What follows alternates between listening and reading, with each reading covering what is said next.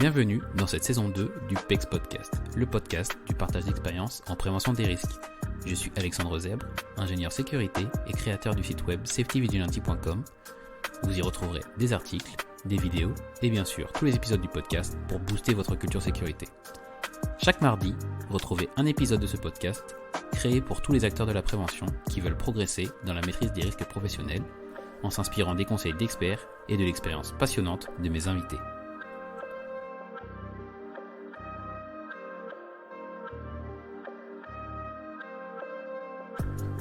Aujourd'hui, j'accueille Thierry Lair, qui est le directeur de la formation de Formacan.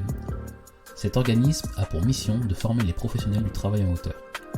Au programme de cet épisode, nous abordons comment réaliser une formation de qualité dans des conditions particulières et surtout comment répondre aux problématiques spécifiques des entreprises de travail en hauteur. Bonne écoute!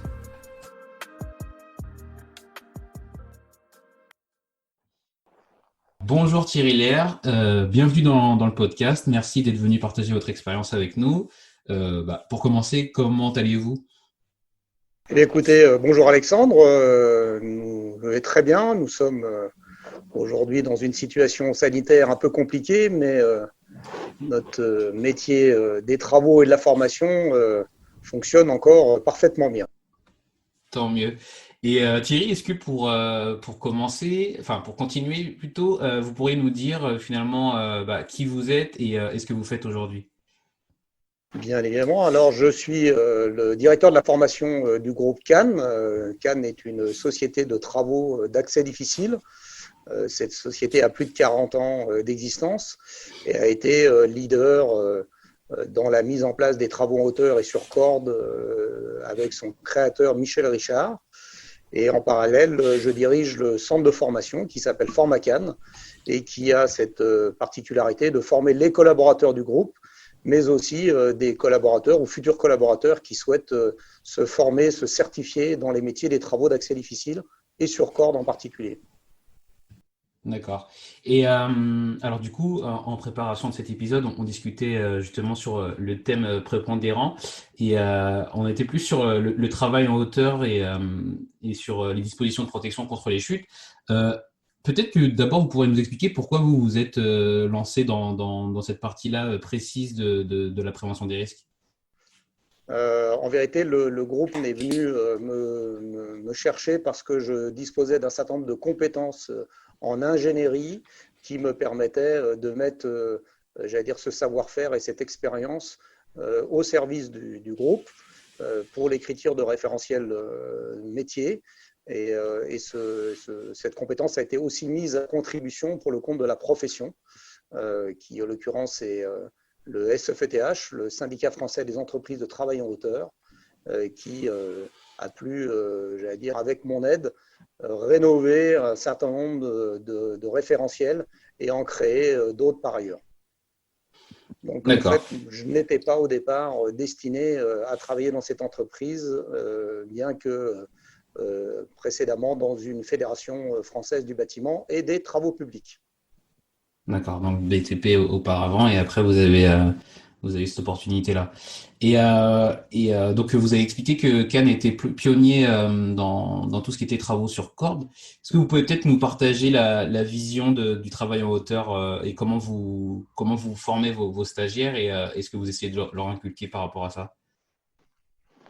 Alors, moi, je parle bien d'une polycompétence parce qu'aujourd'hui, la personne, le collaborateur, va devoir cumuler une compétence d'accès au poste de travail, que ce soit sur un dispositif de protection contre les chutes ou par un système par corde, et en tout cas pouvoir à un moment se positionner à un poste de travail pour exécuter une tâche donnée, ce qui fait aujourd'hui la compétence de la personne, qu'elle soit du secteur de l'urbain, de l'industrie ou des risques naturels, qui sont trois secteurs bien différents et qui nécessitent d'avoir des compétences professionnelles adaptées à chacun d'entre eux. Et du coup, de manière assez pratique, est-ce que vous pourriez nous expliquer comment se déroule un stage classique chez vous? Alors, parle-t-on d'un stage dans le domaine du travail en hauteur avec dispositif anti-chute ou pour la partie cordiste qui est un peu plus complexe? Bah alors, on va commencer par le premier stage avec dispositif anti-chute. Alors, dans le cadre de ces formations, ce qui est important pour nous quand on forme dans ce domaine-là, c'est d'avoir préalablement défini le contexte professionnel dans lequel la personne va évoluer et surtout dans quel contexte elle va réaliser une tâche de travail. Pour faire simple, euh, on aurait tendance à parler aujourd'hui de formation port du harnais. Simplement, ce terme est tout à fait réducteur et aujourd'hui ne définit pas clairement finalement les compétences que la personne doit acquérir avec ces dispositifs de protection contre les chutes. Donc pour nous, ce qui est important, c'est de bien définir préalablement la nature des travaux et la nature des différentes situations d'accès que la personne va devoir traiter quand elle sera en situation professionnelle. Donc pour nous, c'est vraiment une phase importante. Mhm. Cette deuxième phase, elle est complétée par une analyse de risque. Analyse de risque qui est soit aujourd'hui disponible parce que l'entreprise l'a fait, soit nous accompagnons l'entreprise dans cette démarche afin que nous puissions bien être au clair sur la nature des risques auxquels le collaborateur va être exposé. Quand ce cahier des charges est finalisé, on peut à ce moment-là définir des objectifs opérationnels qui permettent aux formateurs de préparer la personne suivant ces objectifs et bien évidemment de mettre en place des situations qui soient reconstituées ou concrètes directement au poste de travail et ensuite mettre des dispositifs d'évaluation car aujourd'hui le maître mot en formation c'est compétence et évaluation de cette compétence. Donc ça veut dire que notre dispositif il est complet à partir du moment où on a bien fait ce travail en amont, ce travail d'élaboration et de définition des compétences attendues, et surtout qu'on a mis en place tous les dispositifs qui permettent d'évaluer la personne et de pouvoir donner une attestation de compétences à l'employeur pour qu'il puisse autoriser son collaborateur à travailler en sécurité. D'accord. Donc, en fait, c'est assez proche une analyse au poste de travail. Donc, ça commence par bien identifier l'activité, en tout cas son objectif, une analyse de risque. Et après, quand les objectifs sont définis, là, vous mettez en place la formation finalement. Absolument, on est complètement en phase avec les règles de la prévention Mhm. et sur les piliers de la prévention, parce que si aujourd'hui on ne fait pas ce travail-là en amont, on risque de passer à travers les mailles et commettre probablement des erreurs ou des imperfections dans le dispositif de qualification et de certification de la personne. D'accord. Et justement, quand vous allez avoir vous l'avez dit, mais c'est assez classique. Ouais, on fait une formation à harnais. En gros, j'envoie mes bonhommes juste pour qu'ils aient cette attestation et pas plus. Vous répondez quoi à ce client-là? Ben, ce client-là, on lui répond que, j'allais dire très, très simplement, qu'on le ramène en fait à ce qui est aujourd'hui les textes qui définissent les conditions de travail et la manière dont il doit les habiliter, en essayant de l'éduquer ou de lui ouvrir les yeux sur la nature du risque que génère ce type d'intervention avec des EPI. Et on l'informe aussi de son obligation légale en matière de secours, qui est souvent oublié quand on entend parler de formation port du harnais, à savoir que l'entreprise se doit à tout moment de pouvoir mettre en place des dispositifs et des modes opératoires qui permettent aujourd'hui de prendre en charge une personne qui serait en difficulté. Alors, encore une fois, ne nous trompons pas, quand on parle de secours, ce n'est pas forcément toujours lié à un accident, hein, qui pourrait être en effet potentiellement la chute de la personne retenue par son dispositif, mais tout simplement une personne qui ferait un malaise ou qui rencontrerait une problématique liée à son état de santé. Donc nous insistons auprès de l'employeur pour qu'il puisse prendre toute la mesure Mhm. avec une approche systémique de la problématique du port des EPI pour le travail en hauteur. D'accord. Et si je me mets du point de vue d'un formateur, comment, ou plutôt de votre point de vue, comment vous pourriez dire que vous êtes satisfait d'une formation? Enfin, dans le sens, qu'est-ce qu'un qu'est-ce qu'un bon stagiaire aura retenu lorsqu'il aura quitté votre organisme de formation?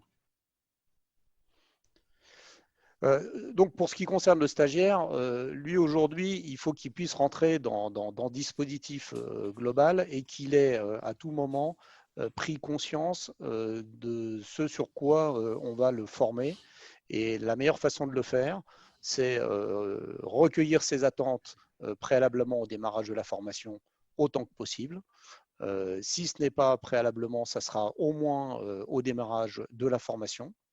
Ceci permet aux formateurs, bien évidemment, de repréciser les objectifs pour lesquels nous sommes missionnés afin qu'il n'y ait pas d'ambiguïté dans la tête de ce stagiaire et qu'on puisse finalement contractualiser une relation avec lui sur le fait que nous allons le former sur un temps donné pour des objectifs professionnels précis. Nous expliquons évidemment à ce même stagiaire qu'à un moment, nous allons mettre en place des dispositions d'évaluation, que ce soit sur sa connaissance, ce qu'on appelle les savoirs d'une manière générale. Donc, on va à un moment évaluer les connaissances qu'il aura pu acquérir ou qu'il a déjà acquis au travers de son expérience professionnelle. Et ensuite, le mettre dans des situations formatives qui lui permettront aussi à la fin d'être évalué de manière à pouvoir à un moment satisfaire la demande de départ et s'assurer avec lui qu'on a bien atteint l'objectif défini en amont. Et ça, bien souvent, le stagiaire, il est friand de ce genre de choses parce qu'au moins les choses sont posées, les choses sont claires pour lui, il connaît les attendus et il sait à quoi s'attendre et il n'est en tout cas en aucun cas piégé dans un dispositif qu'il n'aurait pas compris. Et vous pouvez nous donner un exemple justement de choses qu'il doit avoir, d'objectifs qu'il doit avoir atteint? Alors typiquement, aujourd'hui, si on reprend par exemple un aspect lié au secours, si aujourd'hui l'entreprise dispose d'un kit précis pour pouvoir prendre en charge une personne qui serait en suspension ou qui aurait nécessité d'être amenée au sol pour une prise en charge par des sapeurs-pompiers ou un service de SAMU, on va en effet générer une situation où la personne va pouvoir, sur une situation reconstituée, utiliser ce matériel-là en mettant en face finalement un cas concret qui va lui permettre de démontrer sa capacité à accéder en hauteur, à installer ce dispositif et à prendre en charge cette victime en respectant les règles générales du secourisme et les règles générales qu'on lui aura données au travers de l'utilisation de ces moyens d'évacuation et de secours de la personne. D'accord. Ça me permet d'avoir une bonne image de comment ça pourrait se passer. Et du coup, finalement, ça se conclut par un test, quoi, si je puis dire quelque chose, une mise en situation assez enfin, simple. Je ne sais pas si c'est le mot, mais en tout cas pratique. Alors, en matière de formation et en matière d'évaluation, on peut en effet générer différents types d'évaluations. On a des évaluations en continu qu'on appelle évaluation formative, où la personne va savoir sa capacité à progresser et à tendre vers l'objectif. Et ensuite, on peut avoir ce qu'on appelle aujourd'hui une évaluation certificative qui, à la fin de la formation, est comme un examen, un moyen clair est posé de l'évaluation pour pouvoir attester d'une façon officielle de la compétence de la personne. Donc, c'est des moyens qui se complètent. Par contre, l'un ne remplace pas l'autre. D'accord. Et j'ai une question un petit peu plus avocat du diable, si je puis dire. Est-ce que le fait enfin, vous avez parlé des principes de prévention, et du coup, le premier principe, c'est quand même d'éliminer le risque à la source. Est-ce que le fait de former les gens à la prévention du risque en hauteur et former des gens à travailler en cordis, c'est pas quelque chose qui peut être considéré comme un peu paradoxal? Alors, ça ne l'est pas parce que dans les métiers du travail en hauteur et des métiers de cordiste, cette notion est très rapidement abordée avec les stagiaires en formation. Ça l'est évidemment repris après dans les entreprises. où on est très clair sur le fait que ces moyens d'accès restent des moyens exceptionnels parce que tout dispositif de protection collective a été vérifié préalablement comme étant impossible d'utilisation. Donc, cette analyse préalable comparée qui permet d'évaluer justement tous les moyens qui permettraient de mettre la personne dans des protections collectives doit être dans tous les cas une valeur partagée par tous. Donc là-dessus, on est très clair. Quand on commence à utiliser des équipements de protection individuelle pour les travailleurs de la hauteur ou les cordistes, on a bien recherché préalablement toute autre solution qui éviterait en effet de mettre les gens dans cette situation de travail. D'accord. Et c'est que à partir de ce moment-là que du coup vous envisagez de faire intervenir des cordistes. Absolument, c'est la règle qui s'applique à toute entreprise spécialisée dans ce domaine et qui doit toujours rechercher avec son client tous les dispositifs qui valoriseraient les EPC plutôt que l'utilisation des EPI. D'accord. Et pour vous, qu'est-ce qui fait qu'un formateur est un bon formateur? Permettre à la personne, au stagiaire, pardon, de bien comprendre quels sont ses objectifs et quelles sont ses priorités dans ce type d'activité. Alors le formateur professionnel, hein, parce que je pense qu'il faut différencier un animateur. Alors l'animateur, c'est quoi en formation? C'est quelqu'un à qui vous allez fournir une mallette pédagogique avec tous les outils qui vont lui être disponibles pour pouvoir animer sa formation. Donc là, on parle bien d'un animateur, donc c'est-à-dire que tout un travail d'ingénierie pédagogique a été fait en amont pour lui et il n'a plus en fait qu'à rentrer dans le costume de l'animateur avec les éléments qui lui sont donnés. Nous, aujourd'hui, on préfère travailler avec des formateurs. Donc un formateur, ça veut dire qu'il doit à un moment disposer d'une compétence qui lui permet éventuellement d'être à la conception de la formation, au moment où on définit le cahier des charges avec le client. Il doit ensuite être capable d'utiliser différentes méthodes pédagogiques pour s'adapter à son public. On ne s'adresse évidemment pas en pédagogie de la même manière à quelqu'un qui découvre une activité de celui qui l'a déjà pratiquée. Nous utilisons ici chez Formacan ce qu'on appelle l'approche par les compétences, c'est-à-dire qu'on va en fait rechercher auprès des personnes présentes en formation qui sont les stagiaires, leur expérience, leur vécu, leur lecture des choses.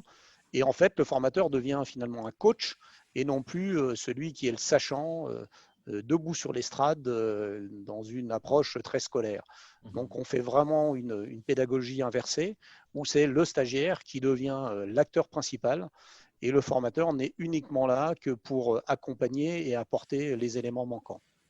Donc ça, c'est ce qui fait que le formateur, pour nous, est un formateur en termes d'animation professionnel et compétent dans son activité. La deuxième chose qui est tout à fait importante, hein, on l'a dit précédemment, c'est sa capacité à évaluer. C'est-à-dire qu'il soit capable aujourd'hui de mettre des situations d'évaluation en place, qui soient des évaluations qui soient reconstituées. Quand je dis reconstituées, c'est qu'on n'est pas dans l'imagination des choses, on est vraiment dans la reconstitution et le rapprochement au plus près de la réalité du terrain.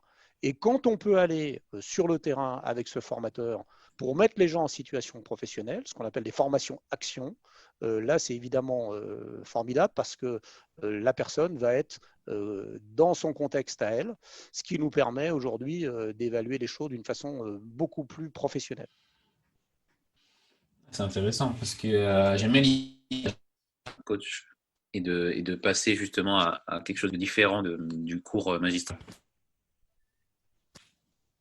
Ah bah on est aujourd'hui dans. C'est vrai qu'on a parfois trop souvent en formation professionnelle pour adultes des vieux relents de l'éducation nationale où on a tendance à former les gens comme des élèves.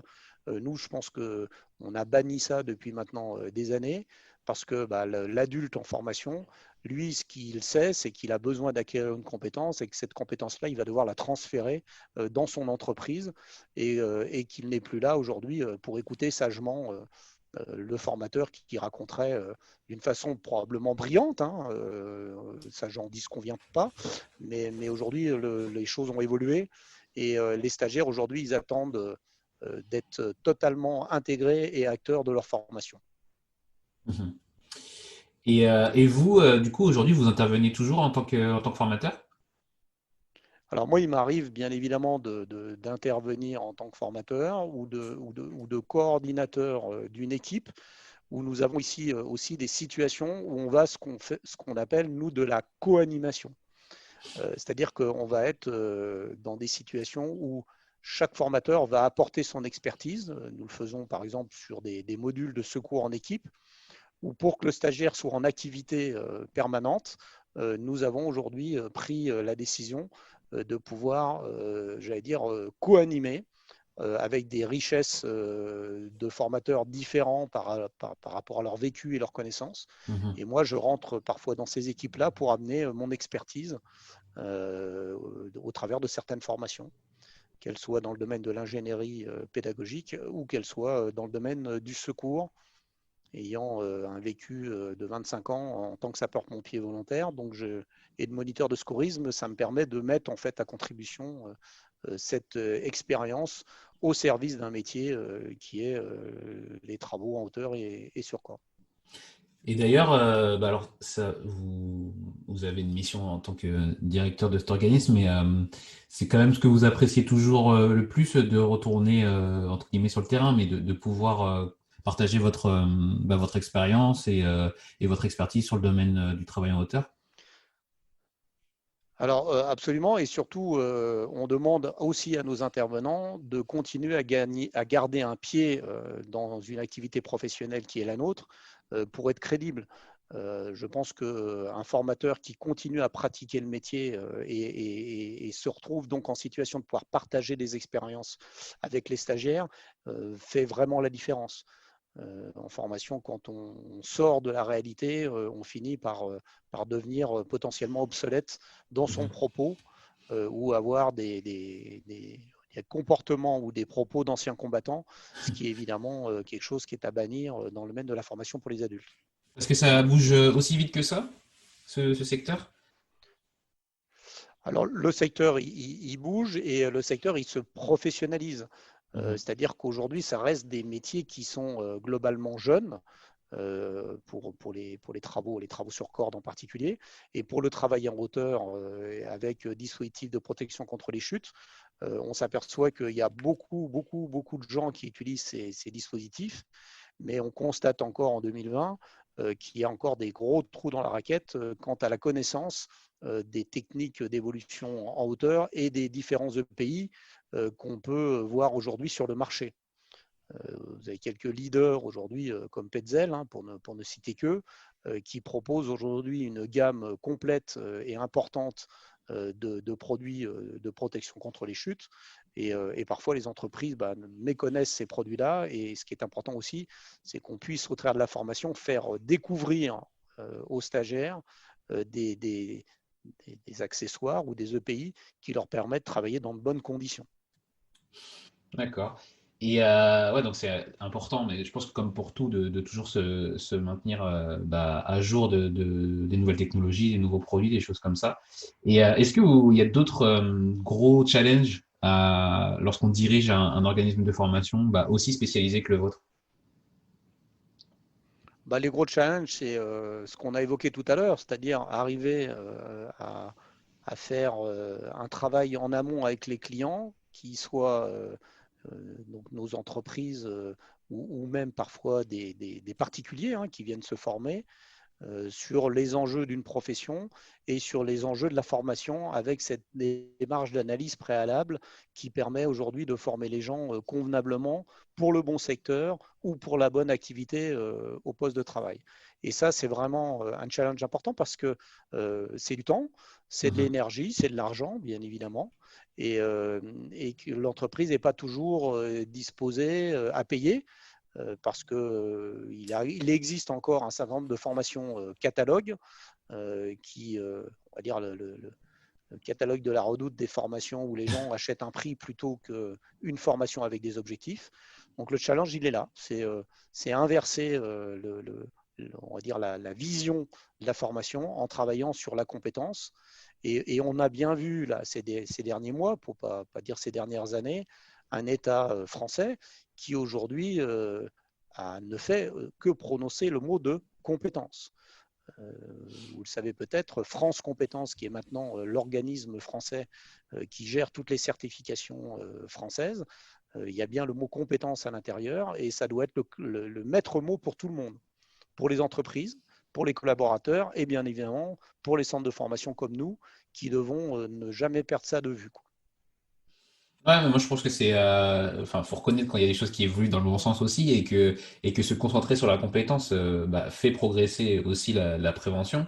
Et enfin, moi j'apprécie beaucoup la démarche de se fixer sur l'objectif et sur l'activité avant tout et pas justement juste sur on met globalement une formation comment dire sur étagère que l'on décline à tout le monde quoi. Là c'est vraiment qu'est-ce que vous voulez faire et qu'est-ce qu'on peut vous apporter quoi et je pense que c'est quand même comme ça qu'on justement on fait grandir des compétences et c'est comme ça que je pense que vous avez c'est aussi pour ça pardon que vous avez les retours que vous avez côté stagiaire.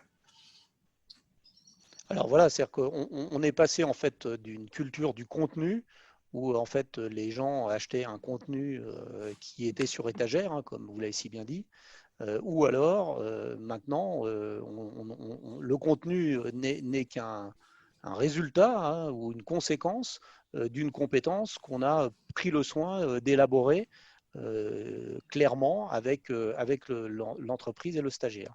Alors quand je dis compétence, pour faire un petit peu d'ingénierie de la compétence, ça veut dire qu'on est capable de rédiger des verbes qui soient des verbes d'action qui permettent de définir en fait cette compétence. Parce que si cette compétence elle devient difficilement évaluable à partir du moment où elle n'est pas opérationnelle. Dit autrement, si je suis dans l'air en termes de connaître ou de savoir, aujourd'hui, j'aurais envie de vous dire, Alexandre, comment vous allez évaluer que je connais.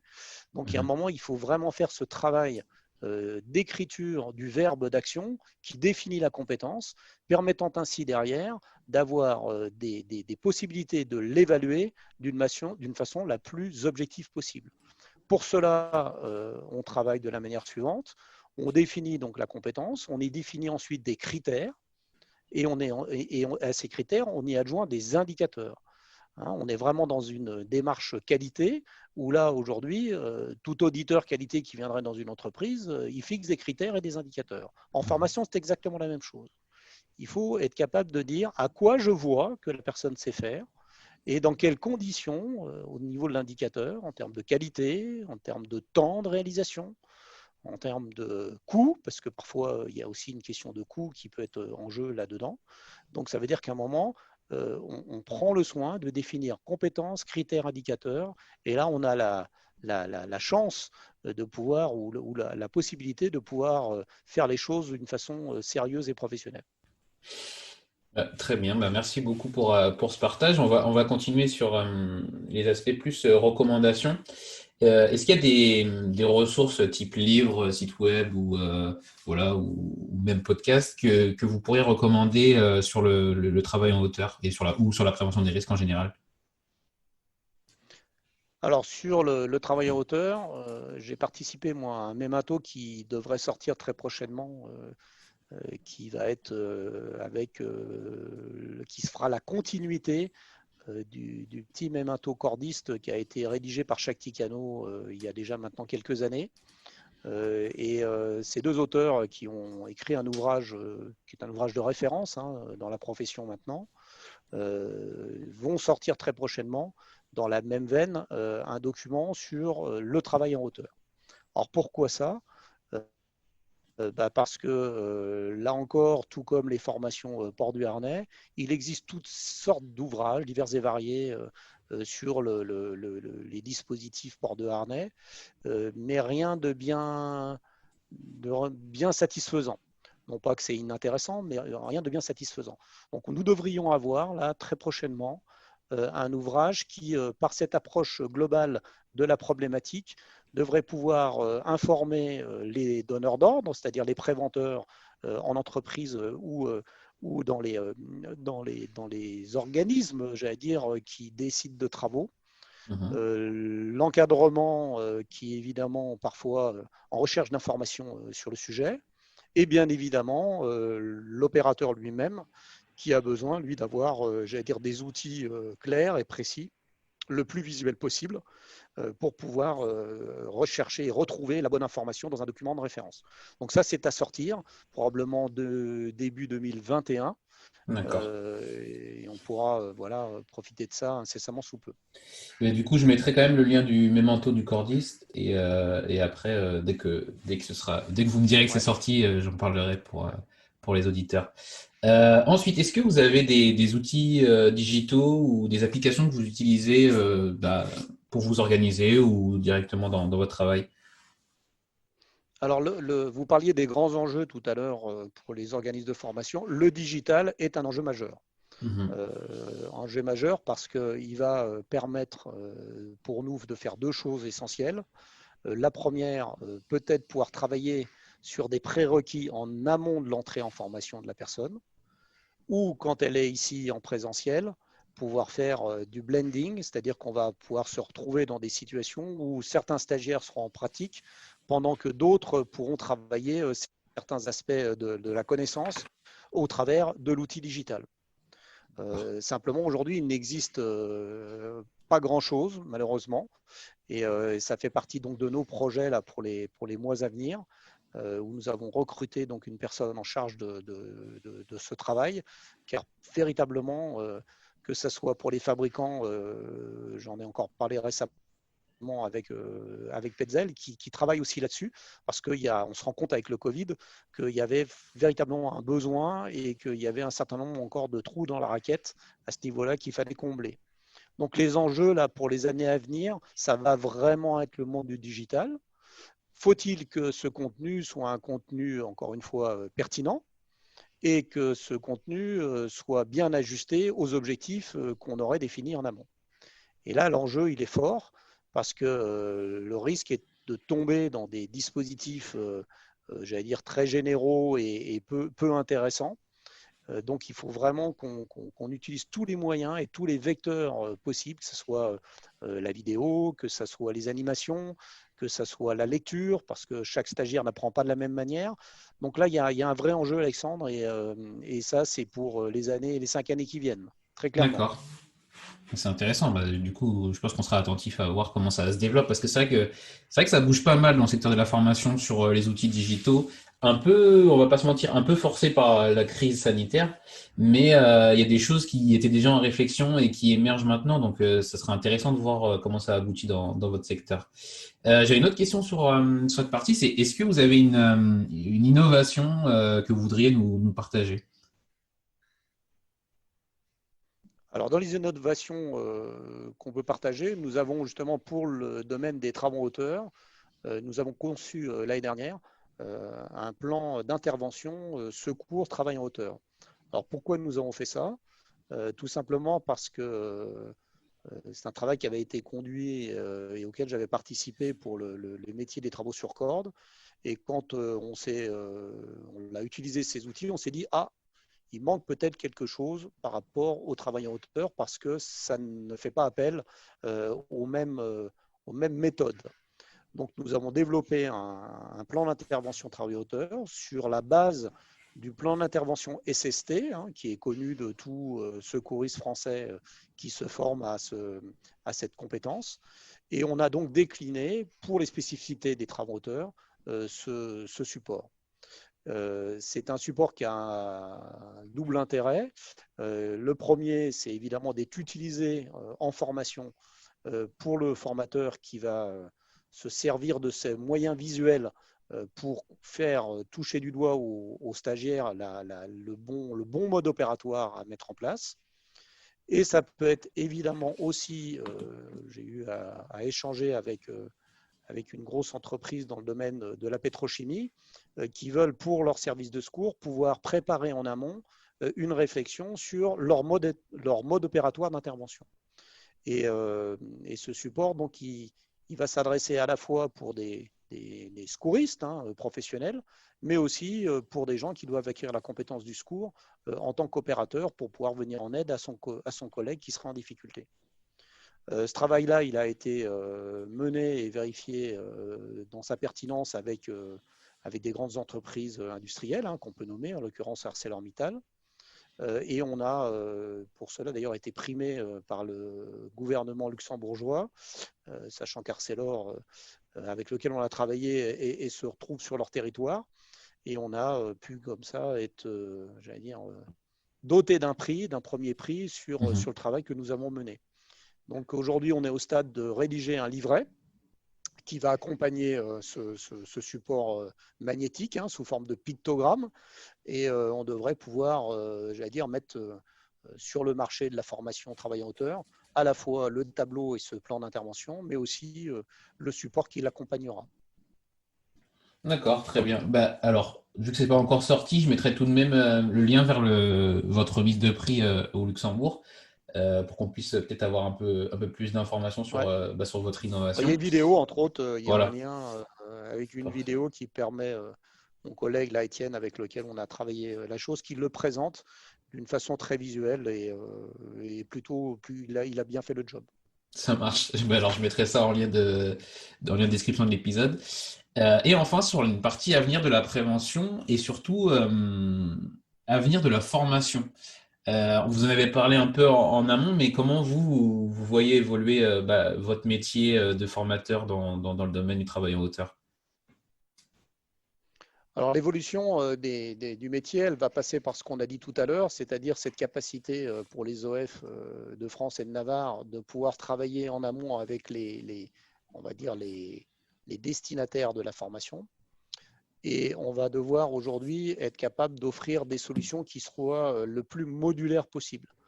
C'est-à-dire qu'en fonction de la nature du travail et des conditions de travail que la personne va avoir à réaliser, nous devrions pouvoir demain proposer, il y a d'ailleurs une norme qui est sortie, une norme française, pour l'instant elle n'est que norme française, qui définit finalement sur une matrice les durées minimum à envisager en formation pour pouvoir, d'une façon un peu comme un Lego, compléter une formation de base qui va devenir une espèce de socle de compétences minimales à avoir et auquel on va pouvoir adjoindre après des briques qui permettent de compléter parce qu'à un moment, il faut poser une ligne de vie provisoire, parce qu'à un moment, il faut être capable de travailler dans un dispositif de maintien au poste de travail. C'est-à-dire qu'on va pouvoir décliner tout un panel en fait, de modules sans pour autant être obligé de passer par l'ensemble des modules si ce n'est pas nécessaire. En gros, c'est je propose des formations avec des objectifs opérationnels et surtout, je fais de la formation juste à temps en amenant que les modules dont la personne a besoin. Le maître mot aujourd'hui de la formation professionnelle, c'est vraiment la formation tout au long de la vie. C'est-à-dire qu'un individu, il se forme au fur et à mesure du besoin. Sinon, on sait très bien que la non-pratique des choses fait perdre très rapidement la compétence. D'où la nécessité de proposer des choses agiles avec des modules qui soient emboîtables les uns dans les autres pour donner une compétence plus globale. Très bien. Mais ça rejoint de toute façon votre philosophie qu'on a pu voir dans tout cet épisode de bien définir l'objectif de ce qu'on veut faire avant d'entreprendre. Et je pense que ça conserve cette logique. Et enfin, la question que je pose à tous mes invités, quel conseil vous auriez pour un jeune Thierry qui débutait justement dans le métier de la formation? Alors le jeune Thierry, ce qu'il va devoir entendre comme conseil de ma part, c'est es-tu aujourd'hui en mesure de pouvoir incarner une compétence professionnelle? Dit autrement, est-ce que ton expérience professionnelle, ton vécu est suffisant et de nature à pouvoir être partagé avec les stagiaires? Si on veut donner sens aux choses pour lesquelles on est en train de former la personne dans le monde de la formation des adultes, il est important pour des questions de crédibilité que cette personne ait une expérience et un vécu de ce qu'il va dispenser auprès de ses stagiaires. Simplement, ce n'est pas suffisant. Trop souvent, nous voyons arriver dans le milieu de la formation professionnelle d'excellents techniciens, d'excellentes personnes par leur vécu et leur expérience, mais qui sont malheureusement de piètres formateurs Quand je dis piètre formateur, dans la mesure où ils n'ont pas les concepts, ils n'ont pas les outils de la formation. Donc, à un moment, il va falloir se former à ça. Il va falloir prendre le temps humblement d'observer, d'être accompagné pour pouvoir changer de prisme et considérer que l'autre n'apprend pas forcément comme le formateur a appris et qu'il va falloir utiliser toute une série d'outils et de méthodes pour pouvoir transmettre efficacement la compétence auprès des personnes. On aura vu tout à l'heure aussi qu'on parlait d'évaluation. Là encore, il faut se former aux outils de l'évaluation, car ce n'est pas inné et que bien souvent les gens l'oublient parce qu'ils sont toujours dans le transmettre. Mais transmettre, c'est bien, mais si on ne vérifie pas derrière par l'évaluation que la transmission a été de qualité, eh bien, on passe à côté. Combien de fois j'entends des formateurs me dire à l'issue d'une formation, ça s'est bien passé. Mais ça veut dire quoi, ça s'est bien passé? Ça s'est bien passé parce que j'ai réussi à transmettre ce que j'avais à dire, ou ça s'est bien passé parce que j'ai vérifié que ce que j'ai transmis est bien intégré par la personne? Voilà, donc l'enjeu, il est là. Et leur dire le troisième conseil qu'on a vu tout à l'heure, ne jamais perdre la main, en restant toujours en contact avec la réalité, en se documentant, en s'informant et en vivant les choses pour toujours être crédible et toujours avoir un discours qui soit ajusté à la réalité du moment. Très bien, Thierry. Merci beaucoup pour ce mot de la fin. Mais merci beaucoup pour votre partage aussi. Est-ce que vous pourriez nous dire où les auditeurs peuvent vous retrouver s'ils veulent continuer la discussion avec vous et retrouver votre organisme de formation? Alors aujourd'hui, nous avons un site internet qui s'appelle tout simplement Formacan. Vous retrouverez ce site-là aisément. C'est le Can sans E à la fin, format comme formation, Can comme le groupe Can. Nous avons évidemment aussi sur ce site la possibilité d'avoir un contact par des fiches qui permettent aux gens de communiquer directement avec nous, mais encore mieux en nous appelant, car on essaye pour nous de privilégier le contact téléphonique ou physique pour pouvoir justement faire tout ce qu'on a dit avant, échanger sur les projets des gens, échanger sur leur vision des choses et partager la nôtre afin qu'ils puissent choisir leur formation en toute connaissance de cause. Voilà. Okay. Très bien. Vraiment privilégier le contact direct et tout le monde en sortira grandi. C'est top. Comme d'habitude, toutes les informations seront en description de l'épisode. Et du coup, Thierry Lerche, je vous remercie pour votre partage et je vous dis à bientôt. Merci Alexandre, à bientôt. Merci d'avoir écouté le PEX jusqu'au bout. Si cet épisode vous a plu, n'oubliez pas de le partager autour de vous. Et si vous trouvez 5 petites minutes, de mettre une note 5 étoiles ainsi qu'un commentaire sur Apple Podcast. Ça m'aide beaucoup pour remonter dans les classements. Vous pouvez également remercier directement l'invité en le retrouvant sur ses réseaux sociaux. À la semaine prochaine!